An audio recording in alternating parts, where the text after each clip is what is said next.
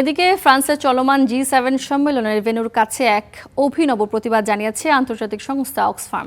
পাবলিয়ার lake জেনেভার তীরে বিশ্ব নেতাদের কাগজের মুখোশ পরে প্রতীকী বিক্ষোভের আয়োজন করা হয়, যেখানে নোংরা পানি ভর্তি একটি বড় বোতলে গাঁজা লিখে ফিলিস্তিনের তীব্র পানি সংকটকে ফুটিয়ে তোলা হয়। সেই গোল টেবিলে হাতে পানির গ্লাস নিয়ে বসে আছেন কাগজের মার্কিন প্রেসিডেন্ট ট্রাম্প, যুক্তরাজ্যের প্রধানমন্ত্রী কিয়ার স্টারমার, ফরাসির প্রেসিডেন্ট ইমানুয়েল ম্যাক্রো, জাপানের প্রধানমন্ত্রী তাকাইচি ও কানাডার প্রেসিডেন্ট মার্ক কার্নি। সংস্থাটির দাবি, গাজার ৮২% মানব বিশুদ্ধ পানি থেকে বঞ্চিত, অথচ বিশ্ব নেতারা এই মানবিক সংকটকে এজেন্ডায় রাখছেন না। মধ্যপ্রাচ্যের চরম বিপর্যয়কর পরিস্থিতি উপেক্ষা করার কারণেই এই প্রতীকী প্রতিবাদের আয়োজন বলে জানান অক্সফার্মের মানবিক সহায়তা বিষয়ক বিশেষজ্ঞ Louis Nicolas Chando.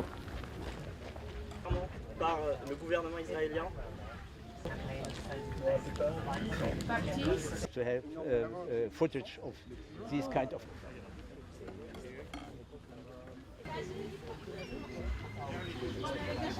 Les dirigeants du G7 sont en train de discuter à G7 নেতারা যখন মধ্যপ্রাচ্যের পরিস্থিতি নিয়ে মাত্র কয়েক কিলোমিটার দূরে আলোচনা করছেন, তখন আমাদের কাছে অত্যন্ত গুরুত্বপূর্ণ মনে হয়েছে এই সতর্ক বার্তাটি তুলে ধরা। পৃথিবীতে এখনও এমন দেশ রয়েছে যেখানে পরিস্থিতির কোনো উন্নতি আমরা দেখতে পাচ্ছি না।